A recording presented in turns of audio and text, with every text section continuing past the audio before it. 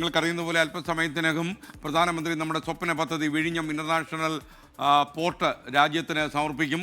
ഒരുപാട് കാലമായി നമ്മൾ കാത്തിരുന്ന ഔപചാരികമായ കമ്മീഷനിങ് അല്പസമയത്തിനകം നടക്കും.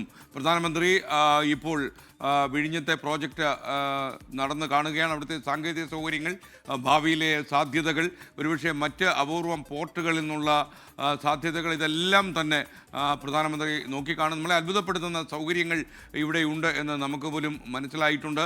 മാത്രമല്ല, ഈ കണ്ടെയ്നറൊക്കെ തന്നെ പാസ് ചെയ്യുന്നതിലൊക്കെ തന്നെ വനിതാ ജീവനക്കാർക്ക് ഹെഡ്ലോഡിന് പകരം വനിതാ ജീവനക്കാർ കമ്പ്യൂട്ടറിൻ്റെ സാധ്യതകളിലൂടെ ചെയ്യുന്ന ജോലികളൊക്കെ തന്നെ വളരെ അപൂർവം പോർട്ടുകളിൽ മാത്രമുള്ളതാണ്. ഇപ്പോൾ പ്രേക്ഷകർ കാണുന്നത് അത്തരമൊരു ദൃശ്യമാണ്. ഈ കണ്ടെയ്നറുകളിൽ നിന്ന് കണ്ടെയ്നർ ട്രാൻസിഷൻ നടത്തുന്ന കാര്യം. ഇത് ഒരു ഫയൽ ഷോട്ടാണ്, ഇപ്പോഴത്തെ തത്സമയ ഷോട്ടല്ല എന്നുള്ളത് അറിയുക. എന്തായാലും മുഖ്യമന്ത്രി പിണറായി വിജയൻ ചടങ്ങിൽ സംസാരിക്കും. അദ്ദേഹം വളരെ കുറച്ച് സമയം, ഒരു 5 മിനിറ്റ് സമയം ദൈർഘ്യത്തിൽ മാത്രമായിരിക്കും സംസാരിക്കുക. അതുപോലെ സ്വാഗത പ്രസംഗം വി എൻ വാസവൻ നടത്തും, അതും 3 മിനിറ്റ് ആയിരിക്കും. 10-16 പേര് വേദിയിൽ പങ്കെടുക്കുന്നുണ്ട്.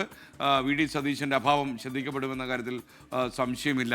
ഉമ്മൻചാണ്ടി ഈ പദ്ധതിക്ക് നൽകിയ സംഭാവനകളെ അവഗണിച്ചു എന്നതും ഒക്കെ തന്നെ കോൺഗ്രസ്സുകാരിൽ വല്ലാത്ത അലോസരം ഉണ്ടാക്കിയിട്ടുണ്ട്. ഗവർണർ രാജേന്ദ്ര അർലേക്കർ, കേന്ദ്രമന്ത്രിമാരായ സർബാനന്ദ സോനോവാൾ, മന്ത്രി ജോർജ് കുര്യൻ, മന്ത്രി സുരേഷ് ഗോപി, സംസ്ഥാന മന്ത്രിമാരായ V Sivankutty, G R Anil, Saji Cherian, doctor Shashi Tharoor M P, Adoor Prakash M P, A R Rahim M P, M Vincent M L A, mayor Arya Rajendran, Gautam Adani, Karan Adani തുടങ്ങിയവരൊക്കെ തന്നെ ചടങ്ങിലുണ്ടാകും. അതുപോലെ BJP സംസ്ഥാന അധ്യക്ഷനും ക്ഷണിതാവാണ്. പ്രസിഡന്റ് രാജീവ് ചന്ദ്രശേഖറും ഈ പരിപാടിയിൽ പങ്കെടുക്കുന്നുണ്ട്. വിഴിഞ്ഞം തുറമുഖ കമ്മീഷനിങ് 11:10 നടക്കുക. 5 മിനിറ്റ് കൊണ്ട് ആ കർമ്മം അവസാനിക്കും. 11:15 പ്രധാനമന്ത്രി ഈ തുറമുഖം രാജ്യത്തിന് തുറന്നു കൊടുത്തുകൊണ്ട് അദ്ദേഹം രാജ്യത്തോടായി സംസാരിക്കും. അത് തത്സമയം പ്രിയപ്പെട്ട പ്രേക്ഷകർക്ക് 24 കാണാം. ഈ ചടങ്ങ് അവസാനിക്കുന്നതുവരെ 12 മണിക്ക് പ്രധാനമന്ത്രി വിഴിഞ്ഞത്ത് നിന്ന് മടങ്ങിപ്പോകുന്നതുവരെ ഈ പരിപാടികൾ 24 തത്സമയം നിങ്ങൾക്ക് കാണാം. എനിക്ക് ഒപ്പം ഇപ്പോൾ എസ് വിജയകുമാർ കൂടി ശരിയാണ്. വിജയകുമാർ, നമ്മളവിടെ അന്ന് ആ പര്യടനത്തിൻ്റെ ഭാഗമായിട്ട് പോയപ്പോൾ നമ്മൾ കണ്ടതാണ് അവിടുത്തെ അപൂർവമായ ചില സാധ്യതകൾ. പ്രധാനമന്ത്രിയൊക്കെ തന്നെ ഇംപ്രസ് ചെയ്യാൻ അതിനൊക്കെ കഴിയുമെന്നാണ് ഞാൻ മനസ്സിലാക്കുന്നത്.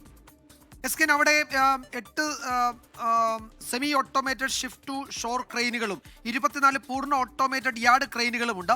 ഈ ക്രെയിനുകളൊക്കെ പ്രവർത്തിപ്പിക്കുന്നത് അതിൻ്റെ ഓപ്പറേറ്റിംഗ് റൂമിൽ ഇരുന്ന് പ്രവർത്തിപ്പിക്കുന്നത് വനിതകളാണ് എന്ന് നമ്മൾ നേരിട്ട് കണ്ടതാണ്. ഒരുപക്ഷെ ഇന്ത്യയിൽ ആദ്യമായിട്ടായിരിക്കാം വനിതകൾ പൂർണ്ണാർത്ഥത്തിൽ അതിൻ്റെ ഈ ക്രെയിനുകൾ, യാർഡുകളിലെയും ഒക്കെ ക്രെയിനുകൾ, ഓട്ടോമേറ്റഡ് ആയ ക്രെയിനുകൾ പ്രവർത്തിപ്പിക്കുന്ന വനിതകൾ നേരിട്ട് പ്രവർത്തിപ്പിക്കുന്നതാണ് ആ ക്രെയിനുകൾ. അവർ തന്നെയാണ് ഒരുപക്ഷെ സ്ത്രീ ശാക്തീകരണത്തിൻ്റെ ഏറ്റവും വലിയ ഉദാഹരണം, ഏറ്റവും വലിയ തെളിവായി കൂടി വിഴിഞ്ഞം തുറമുഖത്തിലെ ഓഫീസ് പ്രവർത്തനങ്ങൾ കാണുമ്പോൾ, അതിൻ്റെ സാങ്കേതിക മേഖലയിലെ പ്രവർത്തനങ്ങൾ കാണുമ്പോൾ അത് മനസ്സിലാക്കാൻ കഴിയും. വനിതകൾ തന്നെയാണ് ആ ക്രെയിനുകൾ ആകെ പ്രവർത്തിപ്പിക്കുകയും ചെയ്യുന്നത്. നമ്മൾ നേരിട്ട് കണ്ട് മനസ്സിലാക്കിയതാണ്. പ്രധാനമന്ത്രി ഇപ്പോൾ ആ ഭാഗത്തുകൂടെയൊക്കെയാണ് അദ്ദേഹം യാത്ര ചെയ്യുന്നത്. 10:35 മുതൽ 11 മണി വരെ, 10:57 വരെയാണ് അദ്ദേഹം ആ തുറമുഖത്തൂടെ യാത്ര ചെയ്യുന്നത്, എന്ന് വെച്ചാൽ നടന്ന് കാണുന്നത് എന്നാണ് ആ പരിപാടിയിൽ നമ്മൾ കണ്ടത്. അതുകൊണ്ട് 11 മണിക്ക് ഒരു 12 മിനിറ്റൂടെ കഴിയുമ്പോൾ ആ വേദിയിലേക്ക് പ്രധാനമന്ത്രി എത്തും.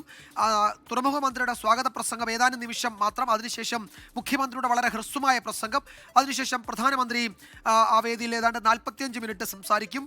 3 പേർ മാത്രമേ സംസാരിക്കുകയുള്ളൂ. അതിനുശേഷം പ്രധാനമന്ത്രി മടങ്ങുകയും ചെയ്യും. ഇതിനിടയിലാണ് പദ്ധതി രാഷ്ട്രത്തിന് സമർപ്പിക്കുന്ന ആ ചടങ്ങ് നടക്കുന്നത്. 11:05 മുഖ്യമന്ത്രിയുടെ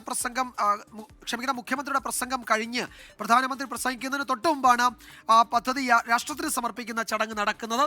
അത് കഴിഞ്ഞ് ഉദ്ഘാടന പ്രസംഗവും ആ ചടങ്ങിൽ പ്രധാനപ്പെട്ട പ്രസംഗവും നടക്കും.